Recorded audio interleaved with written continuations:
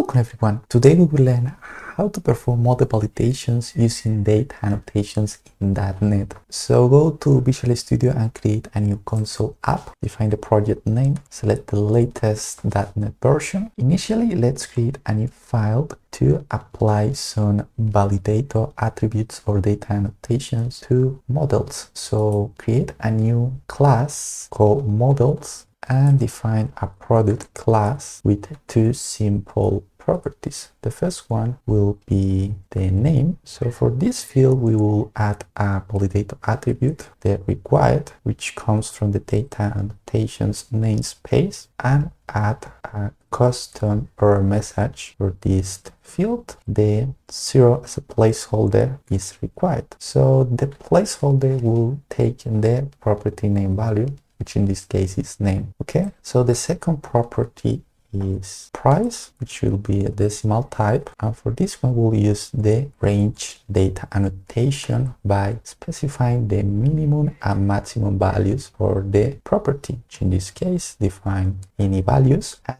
a second class to check a few more data annotations. Add an user class with the following properties. Add a property called name and apply a validator attribute called StringLength to specify the maximum length for this field. It's specified as 16, but you can also define a minimum length for these attributes. So call the minimum length property and define a value. The next property for this user class will be the email. For this particular property, we will combine multiple data annotations for a single property. Okay, the first data annotation will be a display attribute, which you can define the name, which is a label that will replace the normal property name for a custom name. In this case, add email address as a display name. Add more data annotations for this email. Add data type data annotations, which you can define a particular data type for this field, which in this case will be of type email address. So call data type that email address. We have several options like phone, credit card number, email address, and so on. And finally, add a new data annotation, which will be email address. That will ensure that the email value is in the correct format. Finally, add two more properties for password. So add property called password, add as required, and a confirm password property to apply the last data annotation for this user model, which will be compare. I will take the name of the property name to compare, which is the password. Add an error message, custom error message that passwords must match, and that's it. We define several data annotations for both product and user classes. Now let's create a generic validator to validate all the properties based on these data annotations. So before adding the new file to create a generic validator, add custom class called ErrorMessage. That will be the return time for our validation results. So define two properties for this error message. The first one is the value, the error message, and the property name. Now add a new class called generic validator, which will be an static class. Okay, and inside the static class, add an extension method to apply the validations to any class of type T because it's generic. So add a method called validate. Okay, that will return a collection of error message, which is the class that we've created previously, and it's an extension method. So add this keyword, and this will be an entity of type T. So this is a generic method entity. So let's create the generic validator. Add a new property called results, which will store the validation results. Let's invoke the validation result class from the data annotations namespace. So in this field, we will store the results from the validation data annotations. So add a new property called isValid to verify if the model is valid. So call Validator that tried validate object and define 4 arguments for this method. The first one is the entity. Second one is the validation context. So create a new validation context by passing the instance, which is the entity itself, pass the results collection, which will store the validation result, and a Boolean property to validate all properties set to true. Then use a simple if statement to check if the model is invalid. We will return a new collection of type ErrorMessage based on the response, which is stored in the results validation result. So add a simple for each statement based on the results and use the yield keyword to append a new error message into the collection. Use the return keyword. Okay, now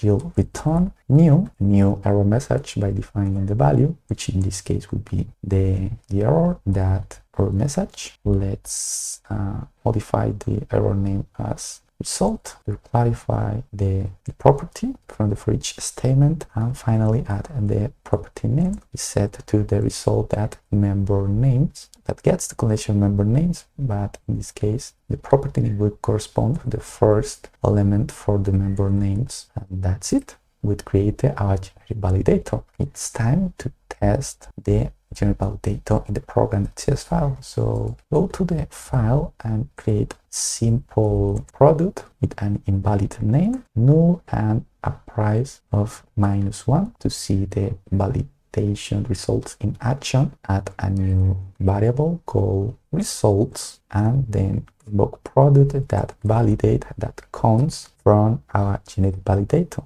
It's an extension method. Okay, and using a simple for each statement, we will iterate over the results. We'll invoke console.writeLine to print the value and the property name. So add interpolation, get the result and that property name, and the second value will be the result and that value, which is the error message. Okay, similarly apply the validate method to a new user instance with a new user with a name, an invalid name. So add AB, an email, for instance, with an incorrect format, add a password and the last property, which is confirm password, and then add a different value for the password field to check the compare data annotation in action in the results. So we copy those lines here, but in this case the results will be based on the user instance validation,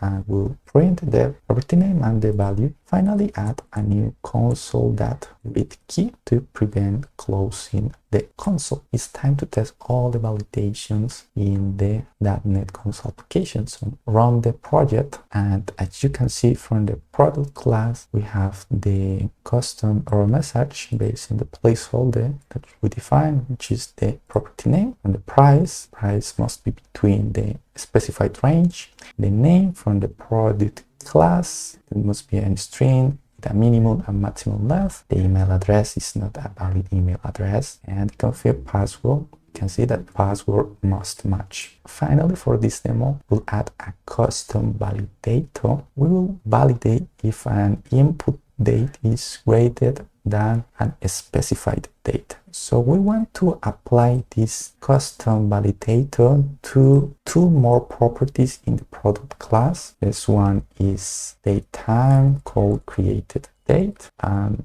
the last property with the last modified date property name. We will validate if the last modified date is greater than the created date. So add a new class called DateGreaterThan attribute. This class will inherit from the validation attribute class. Via the constructor will pass the property name, which will be the property name to compare, and create a property in this class. The next step is to override a method called isValid to return a particular validation result based on the comparison of the 2 dates. So removing this, create a new variable called comparison date, which will be our first value. So basically we will use the property name from the constructor argument to get the comparison date. So call validation context that get type, that get property based on the property name, which is the local field, and finally get the value by calling the validation context that object instance.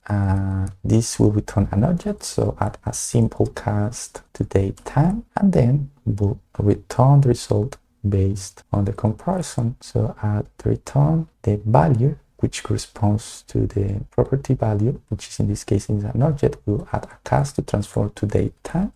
If the value is greater than the comparison date, okay, add a ternary operator. If the value is greater than comparison date, we will return a simple validation result, that's success, because the validation has no errors. If the value is less or equal to the comparison date, we'll create a new validation result by defining error message. Okay, so add interpolation validation context that display name. We'll use the same format with the property name and the value or the error message from the validation. So add validation context that display name. So add the field must be greater than the property name. And finally add a second parameter which corresponds to the member names. So add braces to define a single element for the member names, which will be validation context that member name.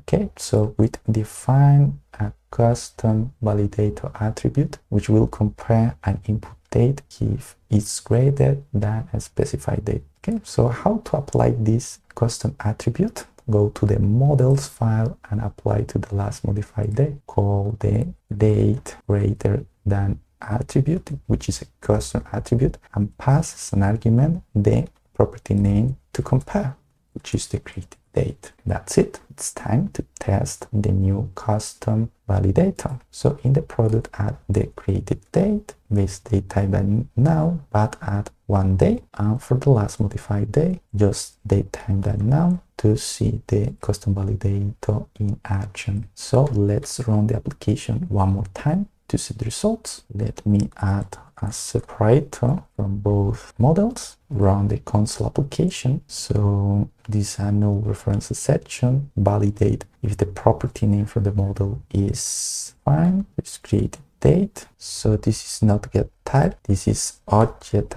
type that get property. Let's run the application again. We have all the validations and the new last modified date custom validation that prints that the last modified date must be greater than the created date. So we can create a custom validation attribute using data annotations. So in this demo, we'll learn how to apply model validations using data annotations in a .NET console application.